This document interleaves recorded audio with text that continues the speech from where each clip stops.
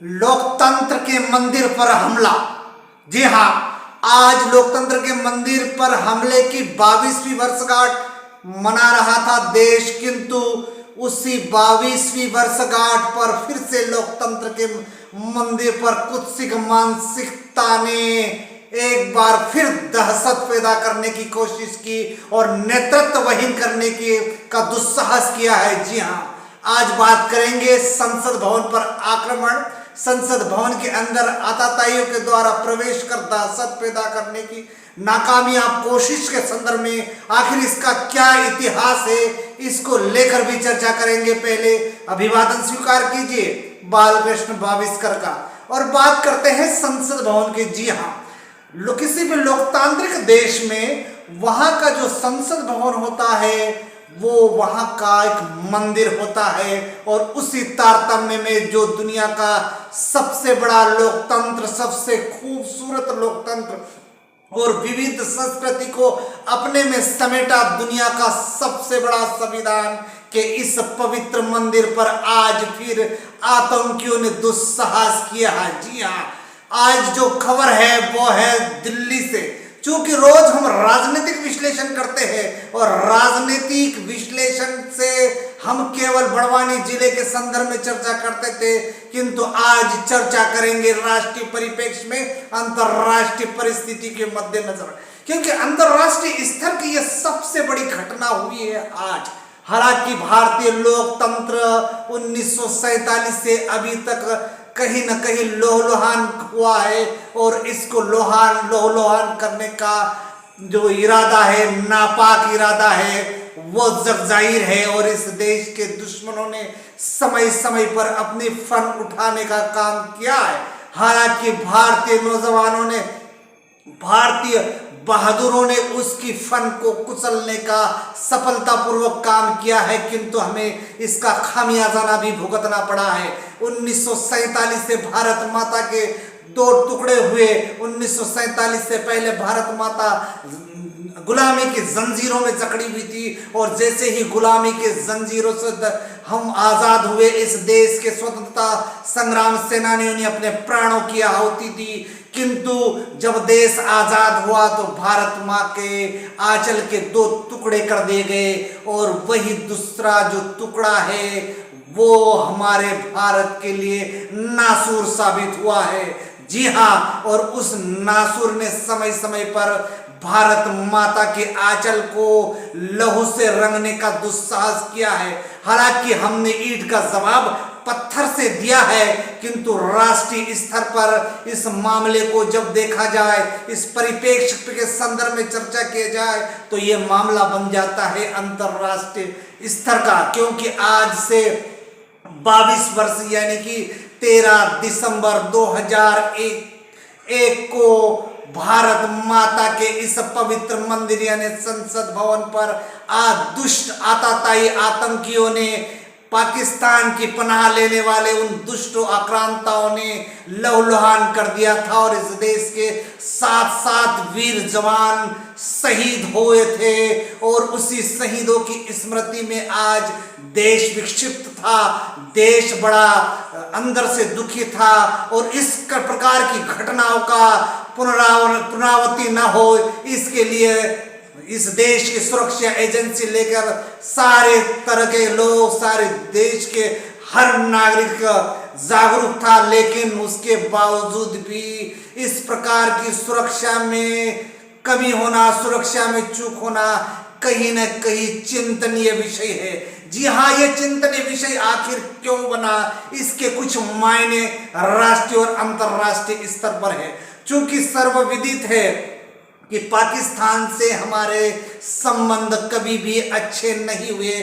पाकिस्तान उस पोपट, उस तोते के समान अपनी रट लगाए बैठा है और कहीं न कहीं अंतर्राष्ट्रीय स्तर पर जम्मू कश्मीर के मामले को लेकर आग लगाने का प्रयास किया करता है, चाहे वो राजनीतिक स्तर पर हो, राष्ट्रीय स्तर पर हो, अंतर्राष्ट्रीय मंच पर। इस प्रकार के घिनौनी साजिश को अंजाम देने का काम हमारा पड़ोसी करते रहता है और इसी के फलस्वरूप हमारे देश में इतनी बड़ी घटना हुई।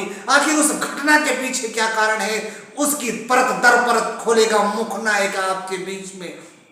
क्योंकि वो समय हमें आज भी याद है जब 1999 में इस देश में कंधार हाईजैक यानी विमान अपहरण का कांड हुआ था। और उस दौरान इस देश में जो आतताई थे, जो पड़ोसी आतताई थे, उन्होंने इस देश में रहकर इस देश को नुकसान पहुंचाने का काम किया था। हालांकि वो पाकिस्तान के नागरिक हैं और वो समय समय पर दहशतगर्दी फैलाने का दुस्साहस करते हैं। और वो बांग्लादेश के माध्यम से देश के माध्यम से श्रीनगर की धरती पर पहुंचे। और जब श्रीनगर की धरती पर पहुंचे तो उस समय उन्होंने उनकी जो कुत्सित मानसिकता थे उस पर काम करने का प्रयास किया, और वो था मौलाना मसूद अजहर। जी हाँ, ये वही मौलाना मसूद अजहर अंतरराष्ट्रीय आतंकवादी है जो कहीं न कहीं चीन के पनाह पर हर बार अंतरराष्ट्रीय स्तर पर बच जाता है, किंतु भारत की सशक्त सरकार ने उसको अंतरराष्ट्रीय आतंकवादी घोषित किया। इससे पूर्व यदि उसके इतिहास पर देखा जाए, उसके खूनी इतिहास के पन्नों को खोला जाए, तो उस दुष्ट आतताई ने कंधार में जो काम किया उसमें कई हमारे विमान में अफरत जो लोग थे, मजलूम थे, जो बेगुनाह थे, उनको मारने की धमकी दी गई और काठमांडू से हमारे विमान का अपहरण कर लिया गया। और एक नाटकीय ढंग से जो उनके द्वारा रचित था उसके आधार पर काठमांडू से कंधार तक की जो उस समय सुगबुगाहट हुए अंतरराष्ट्रीय स्तर पर निश्चित रूप से वह चिंतनीय रही। और परिणाम स्वरूप हमारे नागरिकों को रिहा करने के लिए तात्कालिक भारत सरकार यानी प्रधानमंत्री उस दौरान थे सम्माननीय अटल बिहारी वाजपेयी, उनको उन मासूमों की जान बचाने के लिए उस दुर्दांत आतंकियों को छोड़ना पड़ा। लेकिन वो बिच्छू है, बिच्छू ने अपनी डंक मारना नहीं छोड़ी और उस जहरीले सांप की भांति उसने जहर उगेला और पाकिस्तान की धरती से समय समय पर भारत को लहूलुहान करने का काम किया उस मौलाना मसूद अजहर ने। और उसी ने आज से 22 वर्ष पहले भारत को फिर से लहूलुहान करने का प्रयास किया और लोकतंत्र के मंदिर में घुसकर रक्तपात करने का जो काम किया। और उसके कारण जो अंतरराष्ट्रीय स्तर पर भारत को चिंता बढ़ी। ऐसे दुर्दांत आतंकवादी जो कहीं न कहीं पाकिस्तान के पनाहगार हैं और इस देश के ऐसे दुष्ट लोग हैं जो कहीं न कहीं उनको प्रत्यक्ष रूप से सहयोग करते हैं। परिणाम स्वरूप इस प्रकार की घटना को अंजाम दे देते हैं देश के दुश्मन। हालांकि देश के दुश्मन उनको पनाहगार देने वाले को भारत सरकार ने नहीं बख्शा और फांसी के तख्ते पर टांगने का काम किया। और निश्चित रूप से इस प्रकार के देश में दुस्साहस करने वाले इन आतंकी मानसिकता को, आतंकवादियों को और ऐसे कर्म करने वाले को भारत में फांसी के तख्ते पर लटकाने की नितांत आवश्यकता है। और दूसरा एक अंतरराष्ट्रीय स्तर पर मामला भारत के सामने दृष्टिगत हो रहा है और वो मामला है कनाडा का। जी हाँ, कनाडा वही देश है जिसे सिखों की अधिक संख्या में प्रवास करने की बात कही जाती है, लेकिन कनाडा को देश के दुश्मनों ने अपने पनाह बना रखी है और वहां की सरकार ने उनको पनाहगार बना रखा है, उनको पनाह देने का दुस्साहस किया है। इसलिए वहां पर खालिस्तान विरोधी जो नारे लगाए जाते हैं यानी देश में खालिस्तान की मांग को लेकर यहाँ के कुछ लोग जो भारत माता को विभाजित करना चाहते हैं, भारत माता के टुकड़े करना चाहते हैं, उन्होंने कनाडा की धरती से भारत माता को लहूलुहान करने का षड्यंत्र रचा था और उन्होंने धमकी भी दी थी। हालांकि सुरक्षा एजेंसी ने इस संदर्भ में अलर्ट किया था, उसके बावजूद भी आज उस घटनाओं की पुनरावृत्ति हुई है। हालांकि इस घटना से कोई बड़ी जनहानि नहीं हुई है, लेकिन इस प्रकार की घटना होना कहीं न कहीं सुरक्षा में चूक दृष्टिगत होती है। और यदि आज के संदर्भ में चर्चा करें तो उस कुछ मानसिकताओं के कुछ आतंकियों ने संसद भवन में दर्शक दीर्घा से प्रवेश कर इस संसद भवन को बहलाने का दुस्साहस किया था। हालांकि सुरक्षा एजेंसियों की मुस्तैदी और वहां उपस्थित इस देश के कर्मधार, इस देश के चुने हुए प्रतिनिधियों ने उनका विरोध किया और आज की घटना को टाल दिया गया।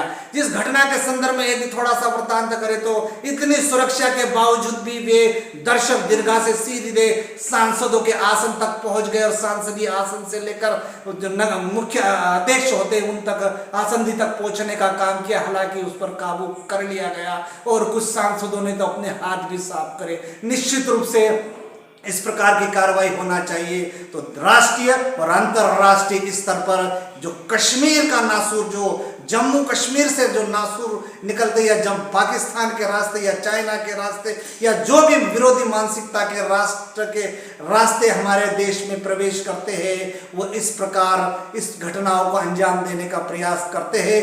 आज भी वही पुनरावृत्ति की कोशिश की गई, लेकिन देश का जो भारत का नागरिक है, जो भारत भूमि को दिल से अपने सम्मान करता है, प्यार करता है, वो भारत माता के लिए अपने जान की कुर्बानी देने के लिए तैयार रहते हैं। और इस देश के सुरक्षा कर्मी जो अपनी जान हथेली पर लेकर भी भारत माता के लिए संघर्षरत है, ऐसे सुरक्षा कर्मियों को, ऐसे देश के सूरवीरों को मुख्य नायक सलाम करता है, सत सत नमन करता है। और आज राष्ट्रीय और अंतर्राष्ट्रीय स्तर पर मुख्य नायक की ये जो जोरदार पेशकश है, जो राष्ट्र प्रेम का प्रति हमारी जो भावनाओं को उद्गारित कर रहा है, ऐसी भावना आपको कैसे लगी कृपया कमेंट्स बॉक्स में बताएं। और तब तक यदि आपने यदि चैनल को सब्सक्राइब नहीं किया है तो कृपया इस चैनल को सब्सक्राइब कीजिए, लाइक कीजिए और बेल आइकन दबाना ना भूलें। नमस्कार।